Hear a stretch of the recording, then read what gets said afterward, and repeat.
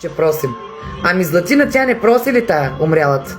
Или тя, защото е българка, синеока, гримира се, модераторите отдолу на заплата веднага ви мютват коментарите, като и пишете нещо. И пак им са пак и са кевите, пак я харесвате. Що не изпалите профила, да откраднете профила, да откраднете парите?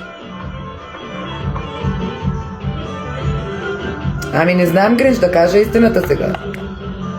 Не може, поне и нея трябва да злобеете.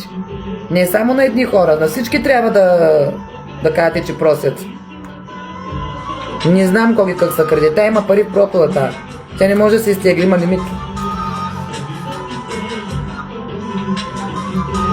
Те ако искат да я правят мръсно, ще я направят, ама не я правят. Защото е българка, защото е момиче.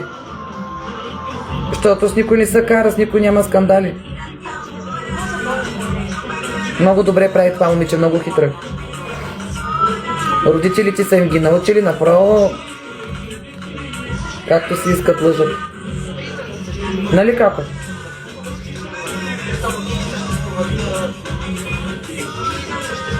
Сега ще кажат, Сузи, че е подкрепила и покът ме е подкрепила. Аз не съм ли подкрепила? Омръзна ми, приятели, хората ми пишат в лайфа. Сузи, маха я, Сузи, ние искаме.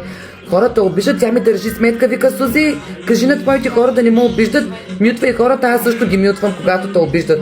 Викам, че ли ще ми кажеш, аз замютвам моите хора, хората не те харесват, виновна ли съм аз? И престани да изпращаш твоите модератори да ми пишат битки с теб. Не искам битки с теб. Ами не искам с нея.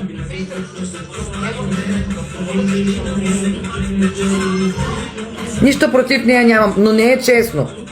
На нея да си мълчиме, да си затваряме очите, а на другите хостери в TikTok да ги нападаме и като малко имат подкрепа, да им махаме профилите. Защо? Коя беше Златина? Че не мога да се сетя, компаньонката на TikTok. Тя е компаньонка. Вика, че не е проститутка, не е компаньонка, ми каква е? Каква е в TikTok? В TikTok си е баш компаньонка. Алкохола пие. Ета и прави на мъжете. Айде, моля ви са. Ама много е хитра. Мъжете са друсат, алкохол пият и до сутринта и пращат. Хитра. Голдън Георги го харесва момчето. Той е топ. Момчето знае какво прави. Той поне си казва, има си олика и си има си всичко момчето. Момчето не се крие. Момчето си е известен, популярен, гърмежен, харесват го хората в чужбина в Испания. Човека е номер 1 в класациите, сам се е постигнал. Също така хубави клипове прави, модерни клипове в TikTok. Също така красиво момче, интелигентно, добро, уважително. Подкрепил ме в TikTok. Тя е рекламно лице на Боже. Аз точно пък на това се разсмях. Някаква реклама прави на какво беше онова? Шилачи ли? Какво е там? Нещо къде са пи? Си викам на къла, Господи, кой ще си купи такова шилачи? Направо се пукам от смях, приятели. Ужас направо резил.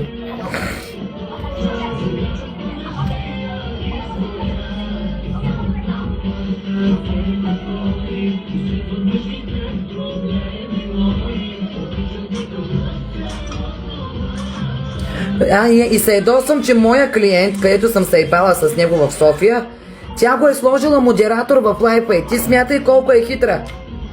С мой клиент, къде се ебах с него, тя го сложи в TikTok модератор да и гифти.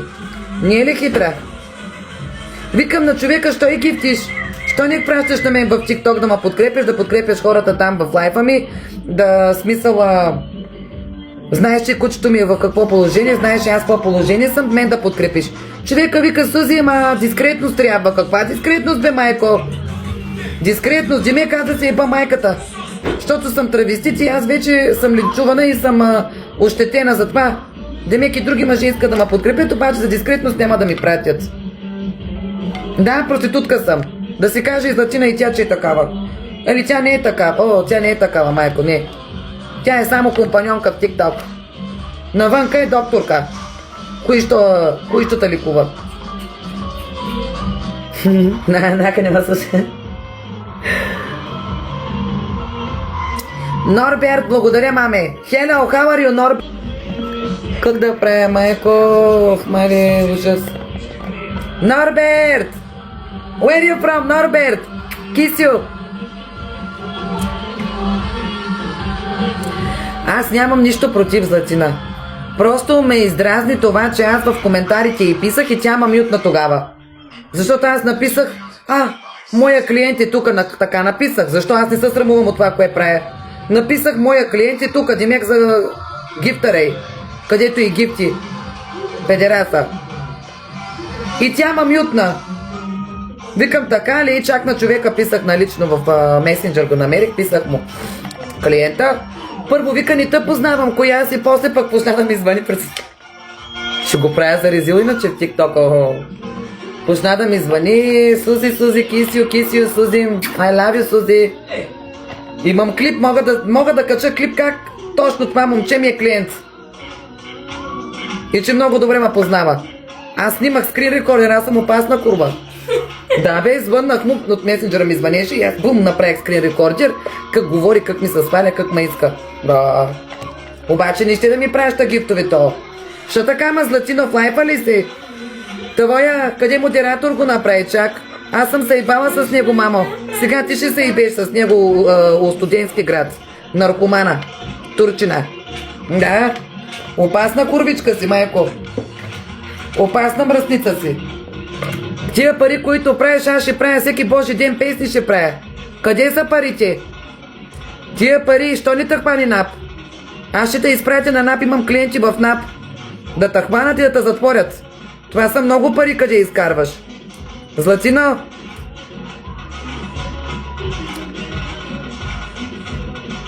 Да, Вяра. Аса и Удо. Курви леща. Къде са парите, курва? Аз ако ми изпратят хората един лъв, веднага ще ми махнат пропила. А ти получаваш по 50 лъва на ден? Никой не те закача, майко, че коя беше ти? Да не си принцеса, мамо. Златотърсачка умряла. Обаче знаете ли колко е хитра? Мъничка такава, ма опасна, мамо. Курбичка е скрита. Мама, направо да бяга с 300 от нея. Мари, кой добавих тука? Мене. Без да исках, Симона. Здравей. Няма проблем. Ами добре, стой малко при нас тогава.